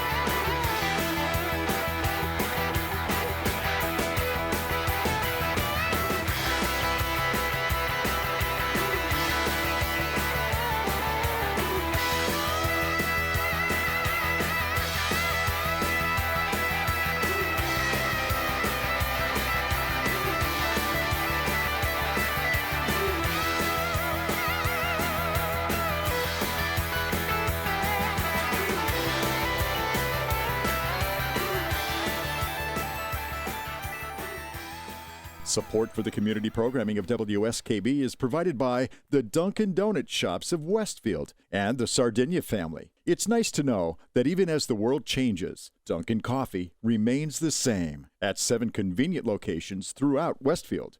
Hi, this is Harry Rock, host of Rock on Westfield every fourth Wednesday at 8 a.m. Tune in for my view of this place I call home. Community Radio. 89.5 WSKB. Live from Studio 120 at Westfield Technical Academy, this is WCPC Channel 15 and 89.5 FM, WSKB Westfield. Good morning, Westfield. It is 7:34. You're listening to WSKB 89.5 FM radio for the Westfield Masses and WCPC Cable Channel 15. My name is Tina Gorman. I'm your Wake Up Wednesday host, and my guest this morning is Vanessa Diana. Vanessa is professor of English at Westfield State University, a runner, and the Run Stanley coordinator. So we've been talking about this event that is really multi-generational, all abilities from kids to grandparents and everyone in between. Before we get into this, to kind of each breaking it down into each segment of the race, I want to let people know that the date for this is Sunday, October 2nd. Sunday, October 2nd, and the gathering time is 10 a.m. because not everybody starts at the same time. We should point that out. So, there are different start times based on whether it's a Munchkin run or the walk or the trail run or the canine run. So we have, just as they did at the race the other day. So kind of, not everyone starting at one time. So Vanessa, let's start with the original trail run, which is how this event started 10 years ago or 12 years ago. So that is a regular 5K, which is 3.1 miles through trails. You walked the trail. You guys kind of came up, the rest of the committee kind of came up with the trail the other day. So tell us what runners can expect. I'm happy to. So one of the things that really makes this a unique event is that it is a trail run. Yeah. And so for you runners out there who have pounded a lot of pavement and done a lot of road races, and maybe trail running isn't yet a part of your repertoire, kind of what I was hearing in your story, Tina. Yeah. This is a great setting to try out trail running in a it's really different. So those of you who already run in the woods know what I mean. But you are navigating roots and rocks, and it's a very different movement and experience than running on the roads or sidewalks. Having said that, it's beautiful, and for those who haven't explored the sanctuary yet, we've designed the course to take you around, see really a lot of the sanctuary. I think it's about a 200-acre wood section of the park's property, and you get to see a lot of it and really get a feel for it, especially the water feature. So you're running along the river in the last sort of middle part of it, and you run over bridges. You do. You run over bridges, which have been funded by past Run Stanleys. You can admire other outcomes of past fundraising, including it's so improved cool signage. to run over these bridges. Yes. I just love that part of it. There's boardwalk, multiple bridges and boardwalk areas. So the terrain really does change and the scenery changes, but it's beautiful and different from those who are familiar with the high school or college cross-country courses or the Empire One Monday night course. Those races all do some grass running around the athletic fields. We go right into the woods. Yeah, we're right into the woods. You're right into the woods. And so we're really trying to maximize time in the sanctuary, showing off that beautiful part of Stanley Park. And there's a climb at the end if we're going to be, full disclosure. Oh my gosh, the first time I did that climb, I did not know that. I hadn't walked the course. So I just thought, I'm going to do this. I was a new runner. And so, the one thing that I personally liked about Run Stanley was it was one race where I really didn't worry about my time. Yes. It was really more about the experience and the journey. Mm-hmm. It's so beautiful back there. Mm-hmm. So I wasn't worried about that. But when I got to the end, and there are these students, you have all these Westfield State students cheering you on as you're through the course. So I'm at the bottom of the hill, but I don't realize I'm at the bottom of the hill because you take a turn and then you see where you have to climb. And at the bottom, just before I made the turn, the students are saying to me, "Okay, you're almost there. You're almost at the finish line." I'm thinking, "Oh, I got this." And then I turned and I went, "Oh my God!" And I get halfway up the hill. I'm like, "All right, whose sick idea of a joke was this?" But you get used to it. It's not that it's long. It's just that it happens to be at the end. Do you think we're doing a good job selling the event right now? Yeah, well, you know what? For those who like a challenge, that's right. Right. It is there. But again, if I personally was not worried about my time. There was just so much to take in and look at. And it was just such a cool experience. And it was kind of like you're winding through. You never knew what was around a corner. And, all of a sudden, it would just be beautiful. And then, it's like, oh, look at this bridge. This is so cool. I get to run across that. So I think it's a beautiful course. Yeah, it is a beautiful course. And besides that one hill that we've been talking about, it is actually it's not long. Gentle, right? And I think unlike some other woods trails around here in our hilly, Western Mass terrain, it's actually quite gentle and it is really quite runnable. Of course, you have to watch your footing, and it's different. Yeah. So, that's part of the spirit is to try to introduce folks both to the sanctuary and to the fun of trail running or jogging, and of course hiking. I really love hiking, and so lots of folks choose to walk the 5K. Yes. And so I do want to emphasize that it's a beautiful, beautiful, again, 3.1 mile 5K walk, and then the other part of the 5K that is unique is the fact that there is a canine division. So let's talk about that. Let's transition, so that distance you can run by yourself or with your four-legged best friend.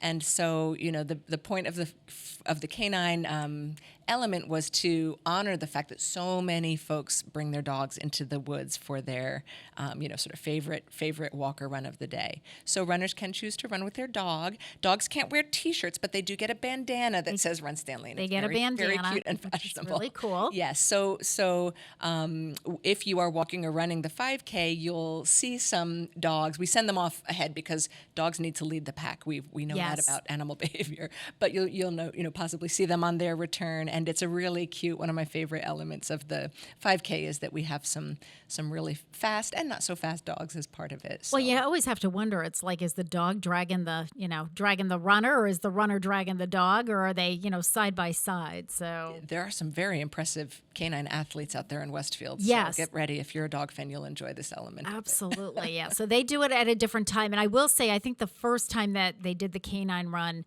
we all went together, and that I can tell you did not work for me. And I remember coming back and I said to Pete, okay, they're either going to have to start them at a different time because, you're trying not to trip over a dog. Right. But so we don't do that anymore. The dogs and the runners go out together, and they go before Right. the, We'll the send the regular dogs out runners. first. Yeah, Yes. we send the dogs out first. They We need let to the lead the dogs out. pack. We go, They yeah. need to lead the pack. So they do that. So we have the canine run. We have the regular trail run. Now we have, let's talk a little bit about the kids, because we really wanted to get children, students involved in this. And so how did you go about doing that, Vanessa? Well, let me say, I've been so impressed how many young kids run the full 5K. Yes. It's very impressive, It down is. to sort of like first graders. And so we have a lot of really tough kids out there. We do. But in addition, there is also the Munchkin Run, which is just 3/4 of a mile up on the grass fields for smaller, younger kids or any age. Any kids are welcome to do it who don't want to do the full 5K. So to incentivize our young generation to participate, we have a school spirit trophy, the Stanley Cup, which is a very beautiful trophy. And so the idea is that when kids sign up, either to do the 5K or to do the Munchkin Run, either distance is fine, they can indicate on the registration form which school team they are affiliated with. Okay. And based on the biggest number of students from whichever school, local school, that team will then get the bragging rights of having the Stanley Cup School Spirit Trophy from Run Stanley on display at their school for the next year until Run Stanley 2023. There it is. Okay. So come on out, kids, and little let's bit of show your school rivalry spirit. here. We have Yeah. to get a little rivalry going. Absolutely. And I do want to, just kind of dovetail on what you said about these kids doing the trail run. I remember the first time, I was running and all of a sudden I'm looking and this, kid that's half my size and I'm thinking, wow, you're fast. And, in some cases I thought, well, they went off like a house on fire and they're going to die. And, they didn't. They, I think some of them understand the whole, this is a 3-mile race. So, you can't like gun it at the beginning and have no gas left after you hit a half mile. So it is impressive. It's really impressive. And, we bill the Munchkin Run as non-competitive, but I will say that the finish line at the Munchkin Run, you see just how competitive our youngest runners in Westfield are. They just tear down. We have to talk about the Munchkin Run because, also we have to do a shout out to Pete because Pete Coles does the music for this. He's our DJ for the event. Pete is really careful. He's already choosing some appropriate music this year. So you have all these different things happening. So Pete has to have music that goes along with all of these runners and walkers and canines and all this other stuff. But that Munchkin Run is so fun. It's so watch. fun. And I don't know if I'm spoiling it, Pete, so you can just mute me if I'm about to, let this cat out of the bag. But when Pete, I played something by Vince Grigaldi. I was thinking Peanuts. That's Vince Grigaldi Trio is the group. Oh, who plays? Okay, right. It is. Yeah, but it was just the perfect mood setter, and you see all these little kids just tearing it up. Yeah. The other thing I'll mention about the Munchkin Run is that we do have, if anyone's interested in volunteering to help out with the kids, you can be a Munchkin Run buddy runner. Yes. So this is just a kind of herd. So I want parents to know or grandparents right. to I know was that thinking the same the kids thing. are supervised. Yes. If you don't want to accompany your own child, we have volunteer buddy runners. This is a good warm-up for the 5K, actually. It is. You can kind of go along and help. And we mark it all out, but the kids have buddies. And just to let people know, if they've never seen this, Vanessa, this is not part of the trail run. So this is done at your children are visible at all times. We're up in the fields. We're up at the athletic fields. They basically do a big square. They can be seen at all times. As you mentioned, Vanessa, there are buddy runners. There are people cheering all, like pretty much on every facet. Right. And just to watch some of these little, it's just great. It's just absolutely great. They're so proud of themselves when they're so proud of themselves. Hit that finish That's line right. too. That's right. All right. Okay, so let's take a short break and then we'll come back. We'll talk about the walk and that combination of the wheel walk and the stroll. It is 7:45. You're listening to WSKB 89.5 FM radio for the Westfield Masses and WCPC cable channel 15.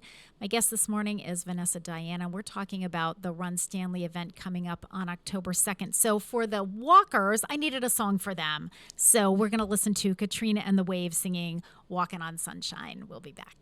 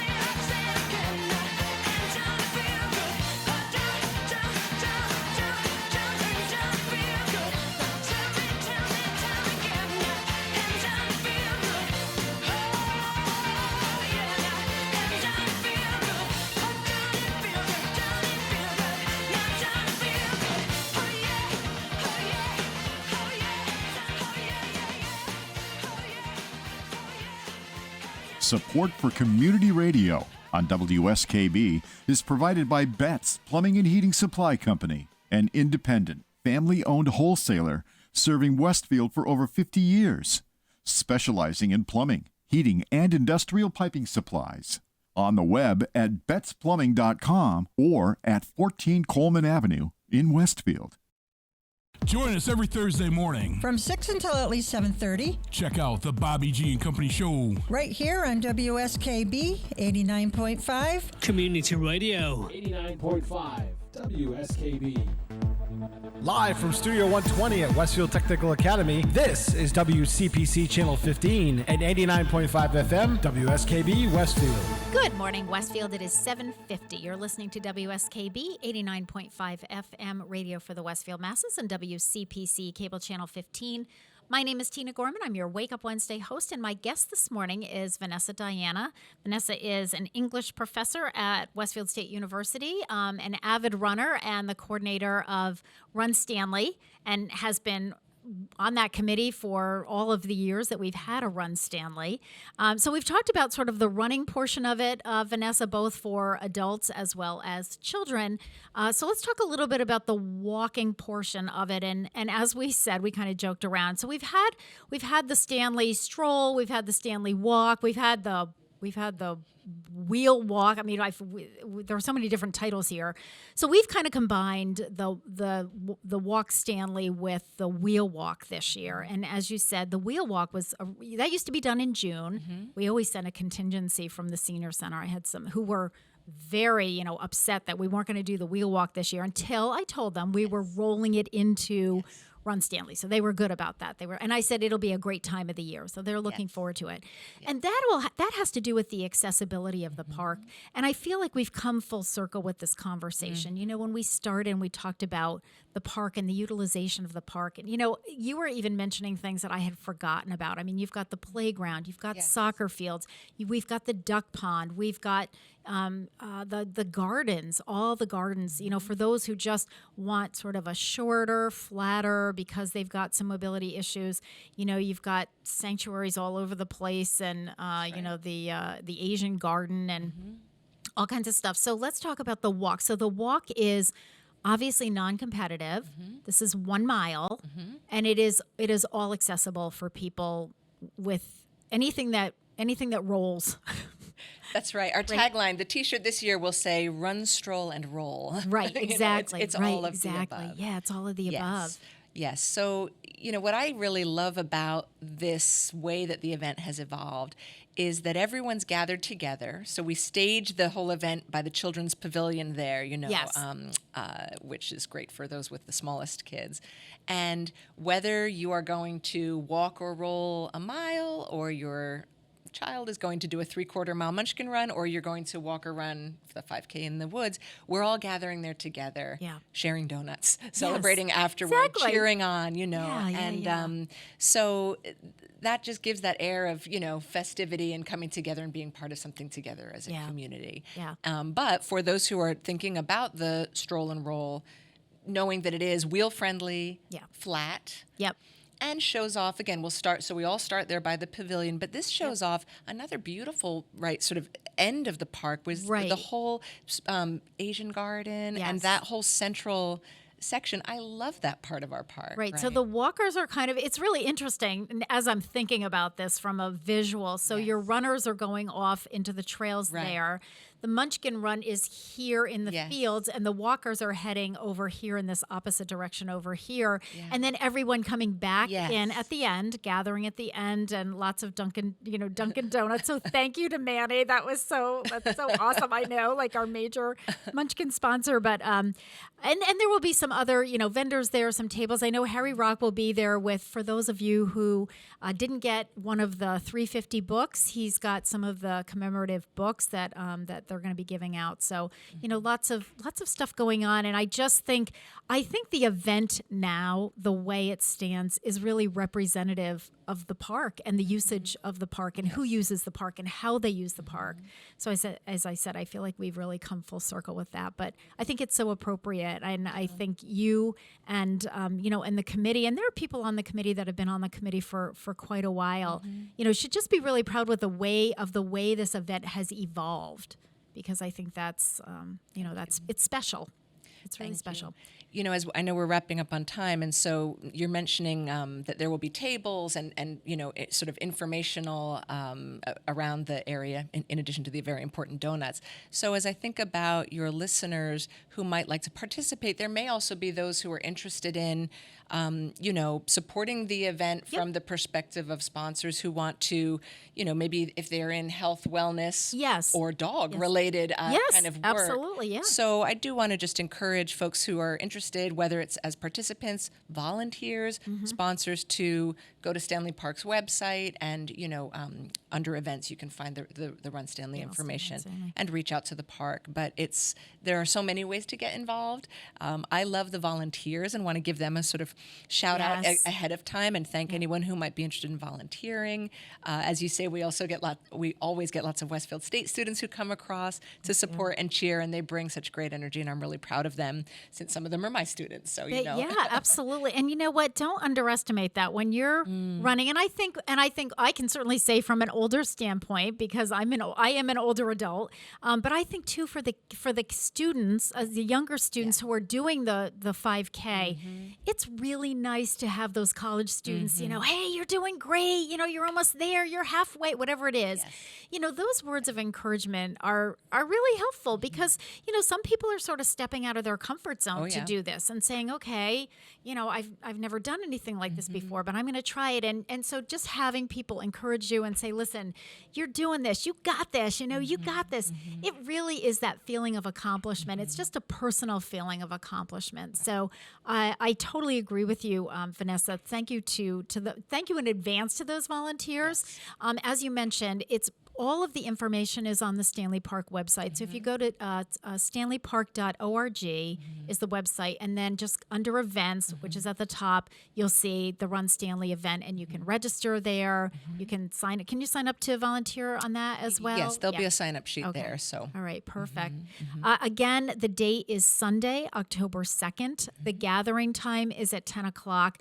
The Munchkin Run is, I believe, the first of all the events, and that starts at 10:30. So for the kids who are going to be doing that 3/4 of a mile, non-competitive but kind of competitive. Tell the kids run. that. Right? Yeah, well, exactly. Well, I think it's more competitive for the ones who are a little older and get out there first. And for the other ones, they just want to run and get their donut when they're done. Which is a really great reason to run. I totally agree with that. You can't argue with that. All right. Again, thank you to Vanessa Diana, my guest this morning. Everyone, please, we ask you to come out, support the park, support what the park is doing. We have changes at the park too with personnel. So that's going to be a big change, but all good. Very it's all exciting. good. The park's been around for a long time, and I have no doubt that it will be. But, as you said before, Vanessa, this is not a public park. It's not supported by the city. I mean, other than, to encourage others to support. Right. So this event really does help. And if you do the trail run and you're running over those bridges, take note, because that was part of the money that was raised through this event helped to repair those bridges and build some of them. So, all right, happy trails, everyone. I will see you in 2 weeks. See you there. Take care.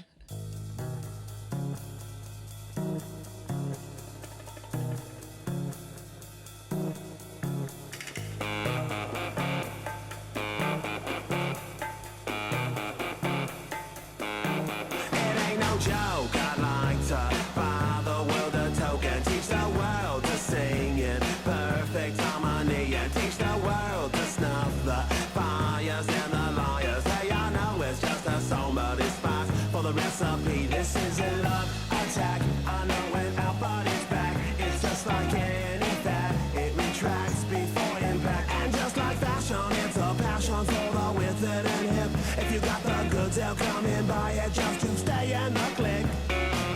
So don't delay, act now. Supplies are running out. Allow if you're still alive. 6 to 8 years to arrive, and if you follow the make, be out tomorrow. But if you might as well be walking on the sun.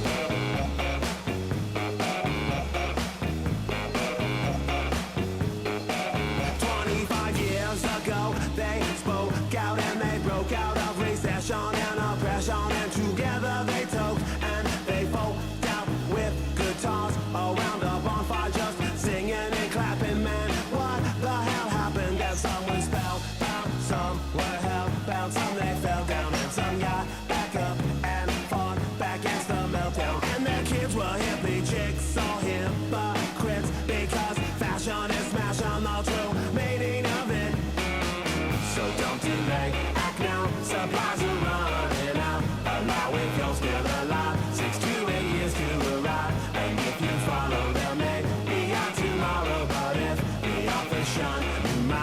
as well be walking on the sun.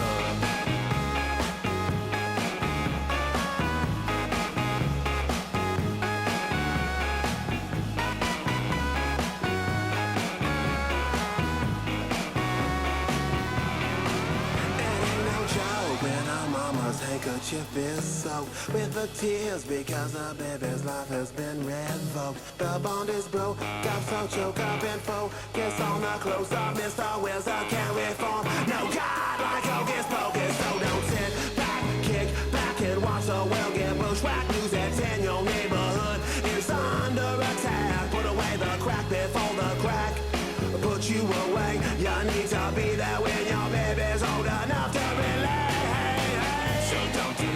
Act now, supplies are running out. Allow if you're still alive, 6 to 8 years to arrive. And if you follow them, maybe out tomorrow. But if the office shun, you might as well be walking on the sun. You might as well be walking on the sun. You might as well be walking on the sun. You might as well be walking on the sun. You might as well be walking on the sun.